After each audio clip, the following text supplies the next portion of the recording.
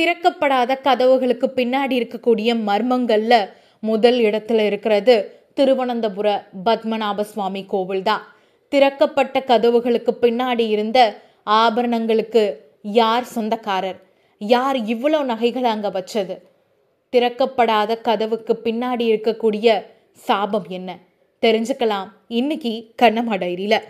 பத்மநாப சுவாமி கோயிலுடைய தொடக்கத்தை பத்தி தெரிஞ்சுக்கணும்னா வரலாற்று ஆய்வாளர்கள் வெவ்வேறு கருத்துக்களை சொல்றாங்க.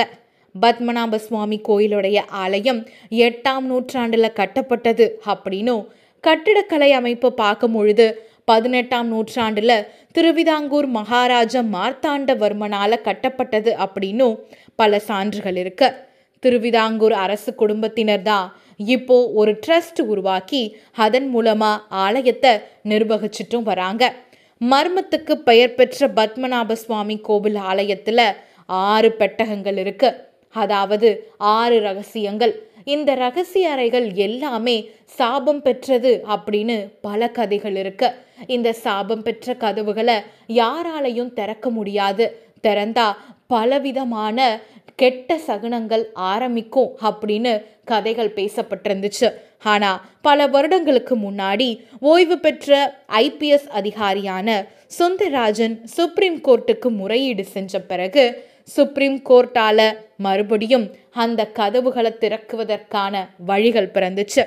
சுப்ரீம் கோர்ட் கமிட்டி மெம்பர்கள் தேடலின்படி மறைஞ்சிருந்த 6 அறைகளும் கண்டறியப்பட்டுச்சு. அந்த அறைகளுடைய கதவு ரொம்ப கடினமான இரும்பால செய்யப்பட்டிருந்துச்சு.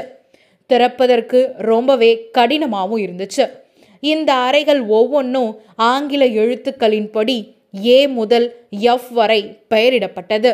இந்த அறைக்குள்ள நுழைறது ரொம்பவே சவாலா இருந்துச்சு. திறக்கப்பட்ட அறைகள்ல இருந்தது தங்கம், வெள்ளி, வைரம், விலை உயர்ந்த நவரத்ன கற்கள் மட்டும் இல்லாம கடவுளுடைய சிலைகள், விலை உயர்ந்த உலோகங்களால செய்யப்பட்ட சிம்மாசனம்னு இதுவரையும் கிடைக்கப்பட்டது தோராயமா 1 லட்சம் கோடி ரூபாய்.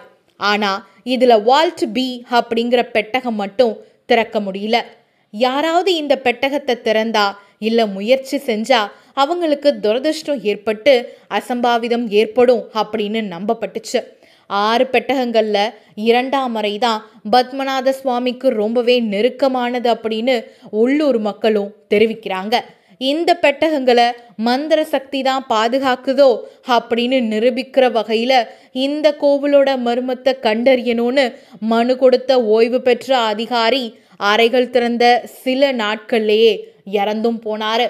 அதனால இருந்த பயங்கள் இன்னுமே அதிகமாகிட்டு மக்கள் மத்தியில. அமானுஷ்யம் மட்டும் இல்லாம மந்திர சக்தியால பாதுகாக்கப்படுற 2ஆம் பெட்டகம் சர்ப்பங்கள், விலங்குகள், பறவைகளுடைய மந்திர சக்தியால பாதுகாக்கப்பட்டு வருது அப்படின்னு நம்பப்படுது. பல்வேறு விலங்குகள் மட்டும் இல்லாம பறவைகள் இந்த பெட்டகத்துக்கு பாதுகாவலரா இருந்து வர்றதுனால இத யாருமே திறக்க முயற்சி செஞ்சாலோ இல்ல உடைக்க முயற்சி செஞ்சாலோ பல பிரச்சனைகளை எதிர்கொள்ள தயாரா இருக்கணும்னு இப்ப வரையும் எல்லாராலையும் நம்பப்படுது. இந்த பயத்துக்கு பின்னாடி பல வரலாற்று காரணங்களும் இருக்கு.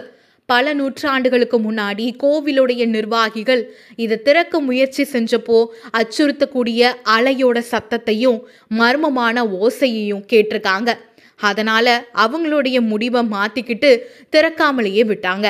அது மட்டும் இல்லாம 1930ஆம் ஆண்டுல 2ஆம் பெட்டகத்தை திறக்க முயற்சி செஞ்ச கொள்ளையர்களை சர்ப்பங்கள் தாக்கியதா வரலாற்று செய்திகளும் இருக்கு.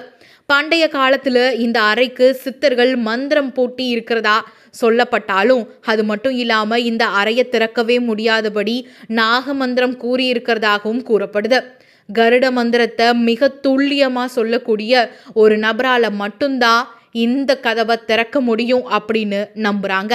எப்படி இருந்தாலும் பல 1000 கோடி மதிப்புள்ள ஆலயத்துல மர்மங்கள் இன்னும் நீடிச்சுக்கிட்டு தான் இருக்கு. கோவில் அதிகாரிகள் மட்டும் இல்லாம பக்தர்களுடைய கருத்துக்கள் என்னன்னு பார்க்கும் பொழுது தெய்வ சாபத்தால பாதுகாக்கப்பட்ட பெட்டகத்தை யாரும் திறக்க கூடாது அப்படின்னும், பெட்டகத்தை திறக்க எந்த ஒரு முயற்சி ஏற்படுத்தினாலும் அது பேரழிவை கண்டிப்பா ஏற்படுத்தும் அப்படின்னு புராண கதை மூலமா தெரிய வருதுன்னு தான் கதைகள் நம்பிக்கைகளும் இருக்கு. இந்த நம்பிக்கை பெட்டகத்தை திறக்க பல தோல்வியுற்ற முயற்சிகளால இப்போ வரையும் எல்லாராலையும் நம்பப்படுது அப்படின்னு தான் சொல்லணும்.